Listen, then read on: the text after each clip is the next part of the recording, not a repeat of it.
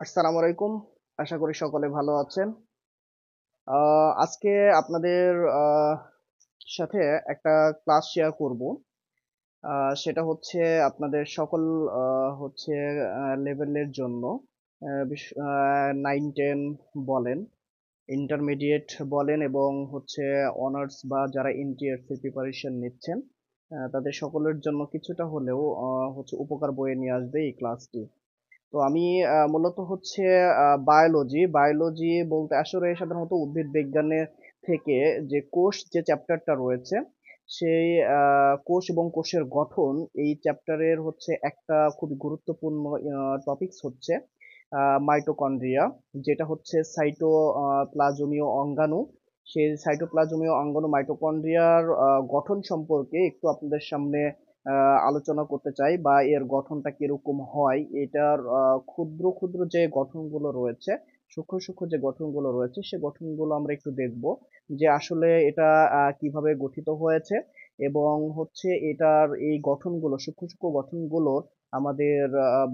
একটা প্ল্যান্টের দৈহিক যে কার্যকলাপগুলো রয়েছে, যে শারীরবৃত্তীয় যে কার্যকলাপগুলো রয়েছে, ফিজিওলজিক্যাল অ্যাক্টিভিটিস গুলো রয়েছে,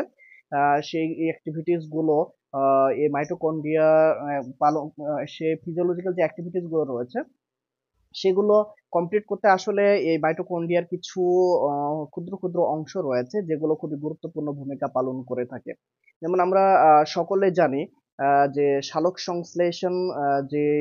শব্দটা রয়েছে সেটা হচ্ছে আসলে প্ল্যান্টস এর ঘটে থাকে, এবং সালোক সংশ্লেষণের পরবর্তীতে যে রেসপাইরেশন ঘটে বা শ্বসনিক কার্যকলাপ যেটা ঘটে, শ্বসন ঘটে, সেটা মূলত আমাদের সাইটোপ্লাজম এবং সাইটোপ্লাজমের পরে মূল যে শ্বসনিক ক্রিয়ার যে মূল যে অ্যাক্টিভিটিসটা, যে এটা এটিপি তৈরির যে ঘটনাটা যেটাকে বলা হয় অক্সিডেটিভ ফটোফসফোরাইলেশন যেটাকে বলা হয়, সেই জিনিসটা যেখানে ঘটে সেটা হচ্ছে মাইটোকন্ড্রিয়া হচ্ছে মেমব্রেনের ভিতরে বা ইনার মেমব্রেনের ভিতরে সেই কার্যকলাপটি ঘটে থাকে। যেহেতু মাইটোকন্ড্রিয়া হচ্ছে এটিপি তৈরির জন্য ব্যবহৃত হয়ে থাকে, এটিপি প্রোডাকশনের জন্য মাইটোকন্ড্রিয়া খুবই গুরুত্বপূর্ণ ভূমিকা পালন করে থাকে, এবং যে মাইটোকন্ড্রিয়াটা না থাকলেই আসলে এটিপিটা সিনথেসিস হতো না বা এটিপিটা তৈরি হতো না। এই জন্য মাইটোকন্ড্রিয়াকে বলা হয়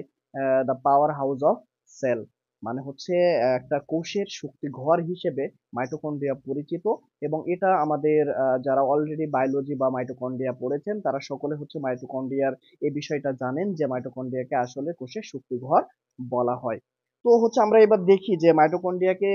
যে শক্তি ঘর বলা হয়, তো আসলে এই শক্তিটা